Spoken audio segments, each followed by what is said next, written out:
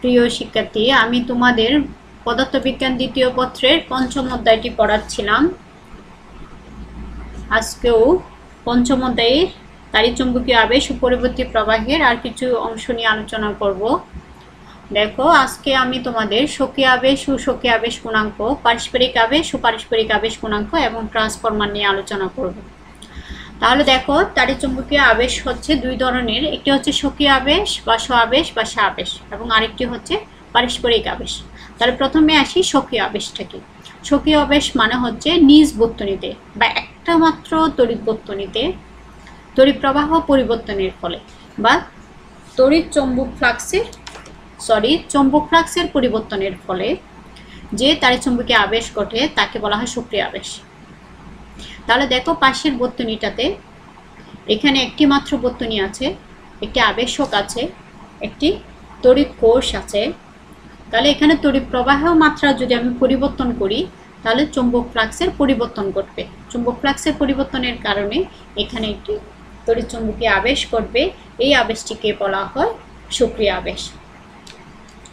যদি এখানে তড়িৎ প্রবাহ মাত্রা শূন্য হয়, পরিবর্তন না ঘটে, তাহলে আবেষ্ট তড়িৎ প্রবাহ সৃষ্টি হবে না বা আবেশ ঘটবে না। এখন আসো, যখন আমি সুইচটা অন করব, তড়িৎ প্রবাহ মাত্রা বৃদ্ধি করব, তখন আবেশকের বেলায়, গত ক্লাসে আমি একটা কথা বলেছিলাম, আবেশকের বেলায় এই তড়িৎ প্রবাহ মাত্রা শূন্য থেকে ধীরে ধীরে সর্বোচ্চ মানে পৌঁছাবে, আবার অফ করলে সর্বোচ্চ মান থেকে ধীরে ধীরে শূন্য মানে পৌঁছাবে। তাহলে এই ক্ষেত্রে যখনই আমি অন করব, সুইচ অন করব, তখনই এই কুণ্ডলীতে চৌম্বক ক্ষেত্র সৃষ্টি হবে এবং চৌম্বক ফ্লাক্সের সৃষ্টি হবে। কেন সৃষ্টি হবে সেটা আমরা চতুর্থ অধ্যায়ে জেনেছি। কোনো পরিবাহীর মধ্যে দিয়ে তড়িৎ প্রবাহিত হলে এর চারপাশে চৌম্বক ক্ষেত্র সৃষ্টি হয়। তাহলে এই কুণ্ডলীর মধ্যে দিয়ে তড়িৎ প্রবাহিত হওয়ার কারণে এখানে চৌম্বক ক্ষেত্র সৃষ্টি হবে, যার কারণে চৌম্বক ফ্লাক্সের পরিবর্তন হবে। এখন আসো, লেন্জের সূত্র থেকে আমরা আরেকটি বিষয় জেনেছি, সেটা হচ্ছে কি, যদি কোনো কুণ্ডলীর মধ্যে দিয়ে তড়িৎ প্রবাহিত হয় তাহলে মূল তড়িৎ প্রবাহের অভিমুখ এবং আবিষ্ট তড়িৎ প্রবাহের অভিমুখ পরস্পর বিপরীতমুখী হবে। তার মানে আমি সুইচ অন করার সাথে সাথে যখন তড়িৎ প্রবাহ মাত্রাটা বৃদ্ধি পাচ্ছে, তখনই মূল প্রবাহের অভিমুখ হচ্ছে আমার এখানে ঘড়ির কাঁটার দিকে। এই কুণ্ডলীতে যে তড়িৎ চালক বল বা তড়িৎ প্রবাহ আবিষ্ট হবে, সেই তড়িৎ চালক বল বা আবিষ্ট তড়িৎ প্রবাহের অভিমুখ হবে ঘড়ির কাঁটার বিপরীতে। তখন এই তড়িৎ প্রবাহ মাত্রার বৃদ্ধিকে কি করবে? বাধা দিবে। তাহলে এই একটি মাত্র বর্তনীতে বা নিজ বর্তনীতে তড়িৎ প্রবাহের ফলে চৌম্বক ফ্লাক্সের পরিবর্তনের জন্য যে তড়িৎচুম্বকীয় আবেশ ঘটে সেটাই হলো স্বকীয় আবেশ। স্বকীয় আবেশের বেলায় আর কিছু বিষয় দেখো। তড়িৎ বর্তনী যে ধর্মের ফলে ওই বর্তনীর প্রবাহ মাত্রা পরিবর্তনের বিরুদ্ধে বাধা সৃষ্টি করে সেটাকে বলা হয় স্বকীয় আবেশ ধর্ম। আর এই ঘটনাটিকে বলা হয় স্বকীয় আবেশ। আর স্বকীয় আবেশযুক্ত বর্তনীকে বলা হয় আবেশী বর্তনী, এবং বর্তনীতে সংযুক্ত কুণ্ডলীকে বলা হয় আবেশক। এখন আসো, কোনো তারের কুণ্ডলীর স্বকীয় আবেশ কোন কোন বিষয়ের উপর নির্ভর করে। এটি একটা অনুধাবনমূলক প্রশ্ন, এখান থেকে এমসিকিউ প্রশ্ন হতে পারে। তাহলে কুণ্ডলীর স্বকীয় আবেশ যে যে বিষয়ের উপর নির্ভর করে সেগুলো হচ্ছে তারের কুণ্ডলীর প্রস্থচ্ছেদের উপর, কুণ্ডলীর আকারের উপর, কুণ্ডলীর পাক সংখ্যার উপর, কুণ্ডলীতে পরিবাহী তারের পাকের প্রকৃতির উপরে এবং মাধ্যমে প্রবেশ্যতার উপরে। এই সকল বিষয়ের উপর স্বকীয় আবেশ নির্ভর করে। তাহলে এই বিষয়গুলো আমরা বলেছি একটু আগেই, আমরা দেখলাম। অর্থাৎ স্বকীয় আবেশের বেলায় পরিবাহী কুণ্ডলীতে প্রবাহিত হলে চৌম্বক ক্ষেত্রের সৃষ্টি হবে। চৌম্বক ক্ষেত্রের বলরেখাগুলো কুণ্ডলীর বিভিন্ন পাকের মধ্যে জড়িয়ে পড়বে, যার কারণে চৌম্বক ফ্লাক্সের সৃষ্টি হবে। তড়িৎ প্রবাহ মাত্রা পরিবর্তন হলে চৌম্বক ফ্লাক্সের পরিবর্তন হবে। চৌম্বক ফ্লাক্সের পরিবর্তনের জন্য তড়িৎ চালক বল আবিষ্ট হবে আর তড়িৎ প্রবাহ সৃষ্টি হবে। আর এই আবিষ্ট তড়িৎ প্রবাহের অভিমুখ মূল তড়িৎ প্রবাহের অভিমুখের বিপরীতে হবে। অর্থাৎ তড়িৎ প্রবাহ বৃদ্ধির ক্ষেত্রে আবিষ্ট তড়িৎ প্রবাহের অভিমুখ মূল তড়িৎ প্রবাহের অভিমুখে বিপরীত হবে। আবার যখন তড়িৎ প্রবাহ হ্রাস করতে চাইব, তখন আবিষ্ট তড়িৎ প্রবাহের অভিমুখ মূল তড়িৎ প্রবাহের অভিমুখে সম্মুখী হবে। আর এই প্রশ্নটা আমরা গত ক্লাসে পড়িয়েছিলাম। অর্থাৎ সুইচ অন করার ক্ষেত্রে অথবা বর্তনী বিচ্ছিন্ন করার সময় অতিরিক্ত তড়িৎ প্রবাহের কারণে বর্তনীতে স্ফুলিঙ্গের সৃষ্টি হয়। যে সুইচ অফ করার সময় অনেক বৈদ্যুতিক যন্ত্রপাতি নষ্ট হয়ে যায়, অগ্নি স্ফুলিঙ্গের সৃষ্টি হয়, কারণ এই ক্ষেত্রে মূল প্রবাহ আবিষ্ট তড়িৎ প্রবাহের প্রবাহ মূল এবং মূল প্রবাহ সমমুখী হওয়ার কারণে অতিরিক্ত তড়িৎ প্রবাহের সৃষ্টি হয়। এখন আসুন সক্রিয় আবেশ গুণাঙ্ক। সক্রিয় আবেশ গুণাঙ্ক কি? সক্রিয় আবেশ গুণাঙ্ক হচ্ছে যদি সক্রিয় আবেশের বেলায় সৃষ্ট চৌম্বক ফ্লাক্স তড়িৎ প্রবাহ মাত্রা আয়ের সমানুপাতিক হয় তাহলে পাই ইজ প্রপোর্শনাল লেখা যায় আই। এখানে একটা সমানুপাতিক ধ্রুবক এল লেখা যায়, এই সমানুপাতিক ধ্রুবকটি বলা হয় সক্রিয় আবেশ গুণাঙ্ক। আর এই সক্রিয় আবেশ গুণাঙ্ক অর্থাৎ এল এর মান কুণ্ডলীর জ্যামিতিক গুণনীয় অর্থাৎ আকার, আকৃতি, পাক সংখ্যা ইত্যাদির উপর নির্ভর করে এবং মাধ্যমে চৌম্বক প্রবেশাতার উপরে নির্ভর করে। এখন আসো আমি যদি লেখচিত্রের মাধ্যমে দেখাই তো পাই বনাম আই একটি লেখচিত্র অঙ্কন করি। যেহেতু পাই আই এর সাথে সমানুপাতিক সম্পর্ক এজন্য এটি হবে মূলবিন্দুগামী সরলরেখা। তাহলে এই পাই বনাম আই লেখচিত্রের ডাল কি নির্দেশ করবে? কারণ ডাল tan θ সমান আমরা জানি লম্ব বাই ভূমি পাই বাই আই, তার মানে পাই বাই আই সমান হচ্ছে সক্রিয় আবেশ গুণাঙ্ক। এগুলো এমসিকিউতে আসে। পাই বনাম আই লেখচিত্রের ডাল সক্রিয় আবেশ গুণাঙ্কই নির্দেশ করে। এখন আসো যদি এন পাকের কুণ্ডলী হয় তাহলে এন পাই প্রত্যেক পাকের সাথে চৌম্বক ফ্লাক্স জড়িত থাকবে, এই জন্য এন পাই সমান এল আই। এখান থেকে সক্রিয় আবেশ গুণাঙ্কের একটা ফর্মুলা পেয়ে যাচ্ছি। আবার এক পাকের কুণ্ডলীর মধ্যে দিয়ে যদি একক হারে তড়িৎ প্রবাহিত হয় অর্থাৎ আই এর মান যদি 1 হয় তাহলে পাই সমান আমরা লিখতে পারি এল। এখান থেকে সক্রিয় আবেশ গুণাঙ্কের সংজ্ঞা দিতে পারি আমরা কোনো কুণ্ডলীতে একক তড়িৎ প্রবাহিত হলে যদি সংযুক্ত চৌম্বক ফ্লাক্স অর্থাৎ কুণ্ডলীতে যে পরিমাণ চৌম্বক ফ্লাক্স জড়িত থাকবে সেটাই হচ্ছে সক্রিয় আবেশ গুণাঙ্ক।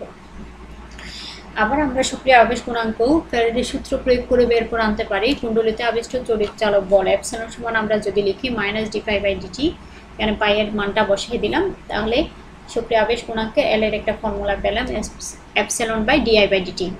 আমরা এখানে মাইনাস চিহ্নটা বিবেচনা করলাম না, অত দিকটা বিবেচনা করলাম না, শুধু মান নিলাম। আর এই ঋণাত্মক চিহ্ন যেখানে এখানে ফ্যারাডের সূত্র থেকে আমরা মাইনাস পাচ্ছি সেটা আগেও গত ক্লাসেও বলেছি আবিষ্ট তড়িৎ চালক বল প্রবাহ মাত্রার পরিবর্তনকে বাধা দেয় অর্থাৎ বিপরীতমুখী হয়। আবিষ্ট তড়িৎ প্রবাহের অভিমুখ মূল প্রবাহের অভিমুখে বিপরীত হয়, এই জন্য এখানে ঋণাত্মক চিহ্ন।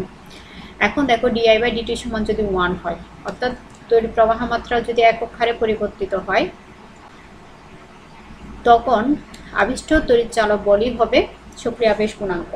তাহলে সক্রিয় আবেশ গুণাঙ্কের আরেকটা সংজ্ঞা আমরা দিতে পারি কোনো কুণ্ডলীতে তড়িৎ প্রবাহ মাত্রা একক হারে পরিবর্তনের জন্য যদি আবিষ্ট তড়িৎ চালক বলের মান যে পরিমাণে উৎপন্ন হবে বা আবিষ্ট তড়িৎ চালক বলের সৃষ্টি হবে যে পরিমাণ সেটাই হচ্ছে সক্রিয় আবেশ গুণাঙ্ক। তাহলে এখান থেকে আমরা ফর্মুলা থেকে কিছু সত্য বের করতে পারি। যখন আই সমান সমপ্রবাহ অর্থাৎ ডিসি তড়িৎ প্রবাহের ক্ষেত্রে ডিরেক্ট তড়িৎ প্রবাহের ক্ষেত্রে সম হলে স্থির হলে বা শূন্য হলে তাহলে আই যদি শূন্য হয় ডিআই সমান শূন্য হবে, তখন ডিফাই সমান শূন্য হবে অর্থাৎ এপসিলন সমান 0 হবে। তার মানে হচ্ছে কি আবিষ্ট তড়িৎ চালক বলের সৃষ্টি হবে না। আবার তড়িৎ প্রবাহ যদি বৃদ্ধি করি আই যদি বৃদ্ধি করি ডিআই এর মানও বৃদ্ধি পাবে, ডিফাই এর মানও বৃদ্ধি পাবে। অর্থাৎ di/dt যদি ধনাত্মক হয় বৃদ্ধি পাওয়া মানে ধনাত্মক হয় তাহলে এপসিলন সমান মাইনাস হবে। তার মানে সুইচ অন করার ক্ষেত্রে বিপরীতমুখী প্রবাহ সৃষ্টি হবে। আবার দেখো যদি আইটা হ্রাস করি তাহলে ডিআই হ্রাস পাবে, ডিআই হ্রাস পাওয়া মানে হচ্ছে ডিফাই ফ্লাক্সের পরিবর্তন হ্রাস পাবে, হ্রাস পেলে di/dt হবে নেগেটিভ, আর এখানে নেগেটিভ এখানেও নেগেটিভ, তার মানে এপসিলনটা হবে ধনাত্মক অর্থাৎ সুইচ অফ করার ক্ষেত্রে সমমুখী প্রবাহের সৃষ্টি হয়। তাহলে এন পাকের কুণ্ডলীর ক্ষেত্রে এই ফর্মুলাটা আমরা লিখতে পারি। এখন আসো সক্রিয় আবেশ গুণাঙ্কের একক হচ্ছে হেনরি। বিজ্ঞানী হেনরির নাম অনুসারে এর এককটা ধরা হয় হেনরি। হেনরিটা বড় একক হওয়ার কারণে একে মিলি হেনরি এবং মাইক্রো হেনরি দ্বারাও প্রকাশ করা হয়। তাহলে 1 হেনরি বা শুধু হেনরি কাকে বলে এই সংজ্ঞাটাও জ্ঞানমূলকের জন্য ইম্পর্টেন্ট। তাহলে দেখো di/dt সমান যদি 1 হয় এপসিলন সমান যদি 1 হয় তাহলে এল সমান 1 হবে। এই ফর্মুলা থেকে আমরা সেটা বলতে পারি এক পাকের কুণ্ডলীর জন্য। অর্থাৎ কোনো কুণ্ডলীতে তড়িৎ প্রবাহ একক হারে পরিবর্তনের জন্য অর্থাৎ প্রতি সেকেন্ডে 1 অ্যাম্পিয়ার হারে পরিবর্তনের জন্য যদি ওই কুণ্ডলীতে এক ভোল্ট বিভব পার্থক্যের সৃষ্টি হয় অর্থাৎ তড়িৎ চালক বল আবিষ্ট হয় তখন ওই কুণ্ডলীকে আবেশকে বলা হয় সক্রিয় আবেশ গুণাঙ্ক। আর ওই কুণ্ডলীর সক্রিয় আবেশ গুণাঙ্ককে বলা হয় 1 হেনরি। এখন আসো 1 হেনরি এককটার সাথে সম্পর্কিত আরো কিছু একক। 1 হেনরি সমান লেখা যায় 1 ভোল্ট সেকেন্ড পার এম্পিয়ার। এগুলো এই ফর্মুলা থেকে আমরা বের করে আনতে পারবো ভোল্ট সেকেন্ড পার এম্পিয়ার। আবার ভোল্ট সেকেন্ড সমান হচ্ছে ওয়েবার পার এম্পিয়ার। এখন বিশেষ ক্ষেত্র, সক্রিয় আবেশ গুণাঙ্কের বেলায় কিছু বিশেষ ক্ষেত্র, যেমন বৃত্তাকার কুণ্ডলী হলে সক্রিয় আবেশ কে হবে L সমান পাই mu not n square r/2। এখানে n হচ্ছে পাই মিউ, এগুলো আমরা বুঝি। n হচ্ছে পাক সংখ্যা, আর হচ্ছে বৃত্তাকার কুণ্ডলীর ব্যাসার্ধ। এবার বৃত্তাকার কুণ্ডলীর পরিবর্তে যদি সলিনয়েড হয় তখন সক্রিয় আবেশ গুণাঙ্ক কি হবে L সমান mu not n square a/L। এখানে nটা হচ্ছে টোটাল পাক সংখ্যা, টোটাল দৈর্ঘ্যের পাক সংখ্যা। এ হচ্ছে সলিনয়েডের ক্ষেত্রফল, L হচ্ছে সলিনয়েডের দৈর্ঘ্য। এখন আসো আরেকটা সত্য হচ্ছে, যদি সলিনয়েড একক দৈর্ঘ্যের পাক সংখ্যা হয়, একক দৈর্ঘ্যের পাক সংখ্যা n সমান লিখতে পারবে n/L। এখানে ক্যাপিটাল লেটারের n যেটা, সেটা হচ্ছে একক দৈর্ঘ্যের পাক সংখ্যা, আর স্মল লেটারের n হচ্ছে টোটাল দৈর্ঘ্যের পাক সংখ্যা। জন্য আমরা খেয়াল রাখবো ফর্মুলাটা ইউজ করার সময়, তাহলে একক দৈর্ঘ্যের বেলায় L সমান হবে mu not n square LA। এখন আরেকটা ইম্পর্টেন্ট পয়েন্ট দেখো, ধারকের ক্ষেত্রে আমরা জানি চার্জ সঞ্চিত থাকে, অর্থাৎ তড়িৎ শক্তি সঞ্চিত থাকে। একইভাবে আবেশকের বেলায় কি সঞ্চিত থাকে, চৌম্বক শক্তি সঞ্চিত থাকবে। এটাও আমরা গত ক্লাসে পড়েছি। তাহলে এই চৌম্বক শক্তির মান হচ্ছে ইউ সমান হাফ L/I²। এখানে L হচ্ছে সক্রিয় আবেশ গুণাঙ্ক, I হচ্ছে তড়িৎ প্রবাহ। এগুলো আমাদের MCQ ছোট ছোট অঙ্কের জন্য প্রয়োজন হতে পারে। এখন আসো আবেশহীন কুণ্ডলী। আবেশহীন কুণ্ডলী মানে এক কথায় আমরা বলবো যে কুণ্ডলীর মধ্যে দিয়ে তড়িৎ প্রবাহের পরিবর্তন হলো তড়িৎ চালক বল আবিষ্ট হবে না, বা আবিষ্ট তড়িৎ প্রবাহের সৃষ্টি হবে না। অর্থাৎ যখন আমার আবিষ্ট তড়িৎ প্রবাহ বা আবিষ্ট তড়িৎ চালক বলের প্রয়োজন হবে না, অথবা আবিষ্ট তড়িৎ চালক বলের কারণে আমার পরীক্ষালব্ধ ফলাফলের ব্যাঘাত করতে পারে, প্রভাবিত করতে পারে, এই ক্ষেত্রে আমি আবেশহীন কুণ্ডলী ব্যবহার করি। তো যে ক্ষেত্রে আমার সক্রিয় আবেশ ঘটানোর দরকার নেই, যে ক্ষেত্রে আমার আবিষ্ট তড়িৎ চালক বলের দরকার নেই, সেক্ষেত্রে আমি আবেশহীন কুণ্ডলী ব্যবহার করব। এই আবেশহীন কুণ্ডলীর জন্য আমি কি করব, তারটিকে দুই ভাঁজ করে নিব। যে তারের কুণ্ডলী তৈরি করব সেই তারটিকে আমি প্রথমে দুই ভাঁজ করে নিব, কাটবো না, জাস্ট দুই ভাঁজ করলাম। দুই ভাঁজ করে একটি ববিন বা সিলিন্ডারের মধ্যে পেঁচিয়ে নিলাম। তাহলে এই ক্ষেত্রে হয় কি, যখন আমি দুই ভাঁজ করে পেঁচিয়ে নিলাম, পেঁচানোর পরে এই তারের মধ্যে যখন তড়িৎ প্রবাহিত হবে, তখন দুই ভাঁজ করার কারণে পাশাপাশি ভাঁজের মধ্যে, এক অর্ধ ভাঁজের মধ্যে যেদিকে তড়িৎ প্রবাহিত হবে, বাকি অর্ধেক ভাঁজের মধ্যে তার বিপরীত দিকে তড়িৎ প্রবাহিত হবে। এই পাশাপাশি দুই ভাঁজের মধ্যে বিপরীতমুখী তড়িৎ প্রবাহিত হওয়ার কারণে এখানে চৌম্বক ফ্লাক্সের যে পরিবর্তন ঘটবে বা চৌম্বক ফ্লাক্স তৈরি হবে, সেই চৌম্বক ফ্লাক্স পরিবর্তনটাও কি হবে, শূন্য হবে। কারণ হচ্ছে এক ভাঁজের চৌম্বক ফ্লাক্স আরেক ভাঁজের চৌম্বক ফ্লাক্সকে নাকচ বা প্রশমিত করে দিবে বিপরীতমুখী হওয়ার কারণে। তাহলে এখানে কি হবে, চৌম্বক ফ্লাক্সের পরিবর্তন শূন্য হবে। চৌম্বক ফ্লাক্সের পরিবর্তন শূন্য হওয়ার কারণে এখানে কোনো আবিষ্ট তড়িৎ চালক বলের সৃষ্টি হবে না। তাহলে এই ধরনের কুণ্ডলীকে বলা হয় আবেশী কুণ্ডলী। দেখো এখানে আমি বর্ণনাটা দিয়ে দিলাম। তাহলে এই ধরনের কুণ্ডলীর মধ্যে কি হবে না, চৌম্বক ফ্লাক্সের কোনো পরিবর্তন হবে না, ফলে সক্রিয় আবেশও ঘটবে না। এখন আসো পারস্পরিক কুণ্ডলী। অর্থাৎ একটি কুণ্ডলীতে তড়িৎ প্রবাহ পরিবর্তনের ফলে বা চৌম্বক ফ্লাক্সের পরিবর্তনের ফলে তার নিকটবর্তী অপর একটি কুণ্ডলীতে, দেখো একটি কুণ্ডলীতে তড়িৎ প্রবাহের পরিবর্তনের ফলে বা চৌম্বক ফ্লাক্সের পরিবর্তনের ফলে তার পাশে অপর একটি কুণ্ডলীতে, তার নিকটবর্তী অপর একটি কুণ্ডলীতে যে তড়িৎ চৌম্বক আবেশের সৃষ্টি হয় বা আবিষ্ট তড়িৎ চালক বলের ফলে আবিষ্ট তড়িৎ প্রবাহের সৃষ্টি হয়, সেটিকে বলা হয় পারস্পরিক আবেশ।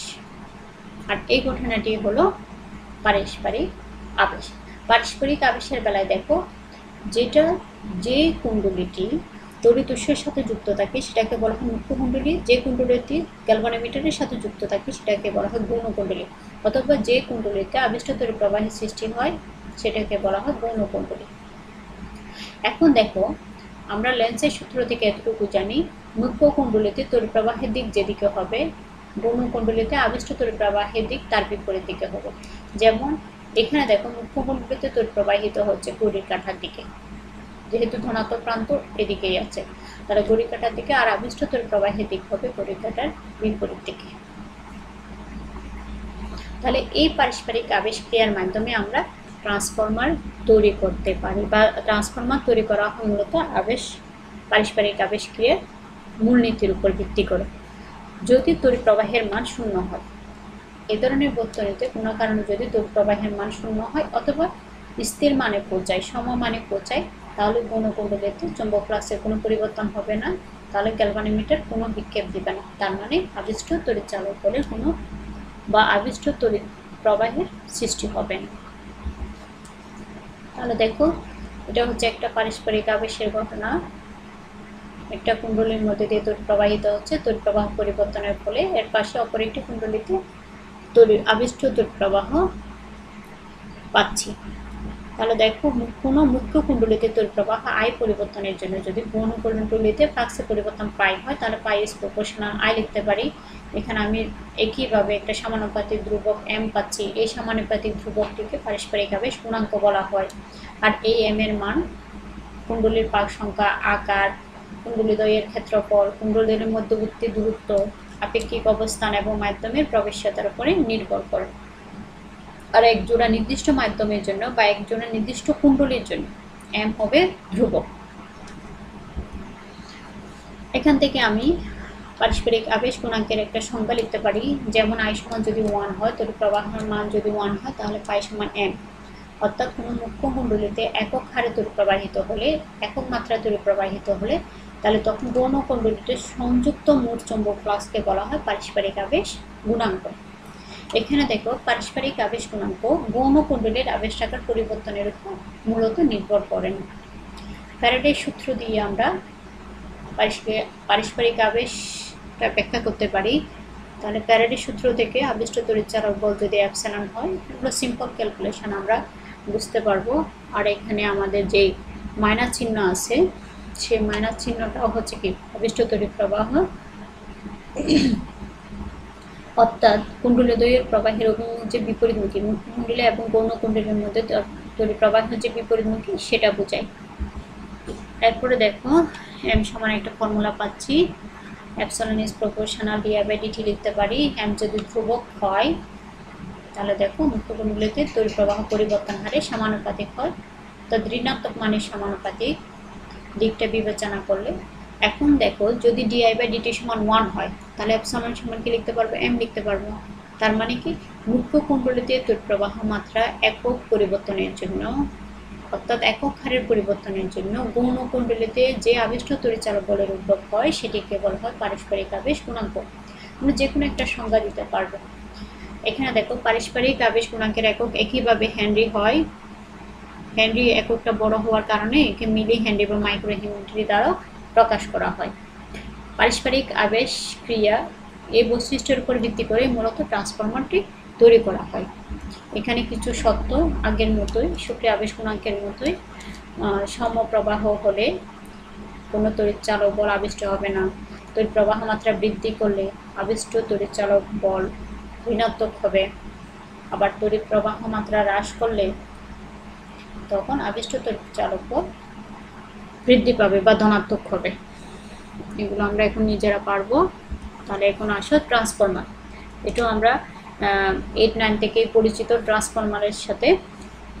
ট্রান্সফরমার হচ্ছে মূলত তড়িৎ যন্ত্রের সাহায্যে দিক পরিবর্তী বা পর্যাবৃত্ত উচ্চ বিভবকে দিক পরিবর্তী প্রবাহ বা তড়িৎ চালক বল, এগুলো আমরা পরের লেকচারে আমি আলোচনা করব। তাহলে এসি কারেন্ট অর্থাৎ অল্টারনেটিভ কারেন্টের উচ্চ বিভবকে নিম্ন বিভবে অথবা নিম্ন বিভবকে উচ্চ বিভবে রূপান্তরিত করা হয় যে তড়িৎ যন্ত্রের মাধ্যমে, সেটা হচ্ছে ট্রান্সফরমার। তাহলে দেখো, ট্রান্সফরমারের মধ্যে দুটি কুণ্ডলী থাকে, একটা মুখ্য কুণ্ডলী, একটা গৌণ কুণ্ডলী। অর্থাৎ যেটার সাথে তড়িৎ উৎস যুক্ত থাকে, যে কুণ্ডলীর সাথে তড়িৎ উৎস যুক্ত থাকবে, তড়িৎ উৎস যুক্ত কুণ্ডলীটা হচ্ছে মুখ্য, এবং যে কুণ্ডলীতে তড়িৎ চালক বল আবিষ্ট হবে সেটা হচ্ছে কি গৌণ কুণ্ডলী। এগুলো আমরা বুঝবো। তারপর হচ্ছে দুই ধরনের হয়, স্টেপ আপ আবার স্টেপ ডাউন।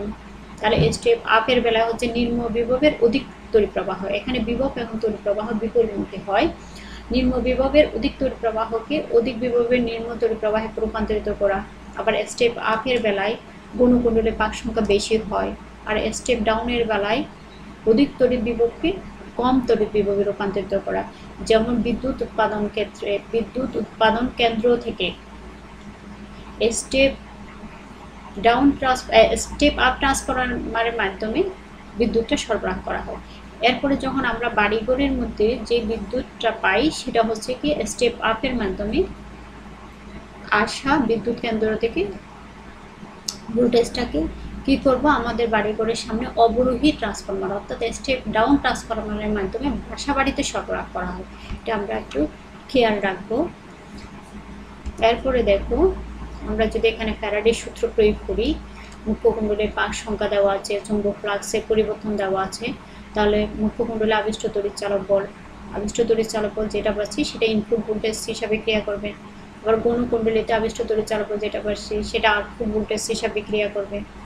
এখন দেখো যে মুখ্য কুণ্ডলিতে যে ভোল্টেজটা প্রয়োগ করলাম সেটি মূলত আবিষ্ট তড়িৎ চালক বলের বাধা অতিক্রম করতে ব্যয় হয়। এই যে আবিষ্ট তড়িৎ চালক বলের বাধা অতিক্রম করতে ব্যয় হয় প্রযুক্ত ভোল্টেজটাই। আবার আদর্শ যে ট্রান্সফরমারগুলো আছে সেগুলোতে চৌম্বক ফ্লাক্সের কোনো ক্ষরণ ঘটে না। এক্ষেত্রে আবার প্রযুক্ত ভোল্টেজ এবং আবিষ্ট তড়িৎ চালক বল এই দুটি সমান হয়ে থাকে। তাহলে যদি কোনো ক্ষরণ না হয়, এই জন্য মুখ্য কুণ্ডলে এবং গৌণ কুণ্ডলিতে দেখো ফ্লাক্সের পরিবর্তন সমান কিন্তু d∅/dt। তাহলে এই সম্পর্কটা আমরা জানি, অর্থাৎ কুণ্ডলিতে তড়িৎ চালক বল পাক সংখ্যার সমানুপাতিক হয়, এই ফর্মুলাটা আমরা পারবো। আবার গৌণ কুণ্ডলের পাক সংখ্যা যদি মুখ্য কুণ্ডলের পাক সংখ্যা থেকে বেশি হয় তাহলে স্টেপ আপ, তাহলে এটা সমানুপাতিক সম্পর্ক হওয়ার কারণে গৌণ কুণ্ডলের তড়িৎ চালক বল মুখ্য কুণ্ডলের তড়িৎ চালক বল থেকে বেশি হবে স্টেপ আপের ক্ষেত্রে, তার বিপরীত ঘটনা ঘটবে স্টেপ ডাউনের ক্ষেত্রে। এখন আসো আবার ট্রান্সফরমারের ক্ষেত্রে দেখা যায় উভয় কুণ্ডলের ক্ষমতা সমান হয়, অর্থাৎ মুখ্য কুণ্ডলিতে প্রতি সেকেন্ডে যে পরিমাণ শক্তি ব্যয় হবে গৌণ কুণ্ডলিতে প্রতি সেকেন্ডে ঠিক একই পরিমাণ শক্তি কি হবে উৎপন্ন হবে। তাহলে এই ক্ষেত্রে অন্তর্গামী ক্ষমতা সমান বহির্গামী ক্ষমতা। তাহলে ক্ষমতার সূত্র থেকে আমরা জানি পি সমান VI, ওখান থেকে এপসিলন PIP মুখ্য কুণ্ডলীর ক্ষেত্রে, গৌণ কুণ্ডলীর ক্ষেত্রে আমরা লিখে দিলাম। এখান থেকে দেখতে পাচ্ছি দেখো তড়িৎ প্রবাহ তড়িৎ চালক বলের ব্যস্তানুপাতিক। তাহলে মুখ্য কুণ্ডলী এবং গৌণ কুণ্ডলীর মধ্যে যে তড়িৎ প্রবাহ মাত্রা পাচ্ছি সেটা তড়িৎ চালক বলের ব্যস্তানুপাতিক হয়। তাহলে এখন আমরা তিনটা রাশির মধ্যে সম্পর্ক পেয়ে গেলাম। একটা হচ্ছে তড়িৎ চালক আবিষ্ট তড়িৎ চালক বল, আরেকটা হচ্ছে পাক সংখ্যা, আরেকটা হচ্ছে তড়িৎ প্রবাহ।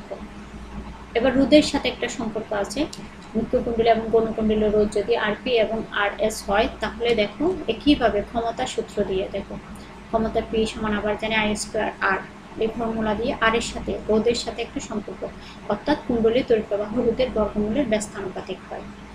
আরেকটা বিষয় আমাদের জানা দরকার, একটু MCQতে ছোট অঙ্কের ক্ষেত্রে আসে, ট্রান্সফরমারের ক্ষমতা বলতে মূলত গৌণ কুণ্ডলীর ক্ষমতাকে বুঝবো।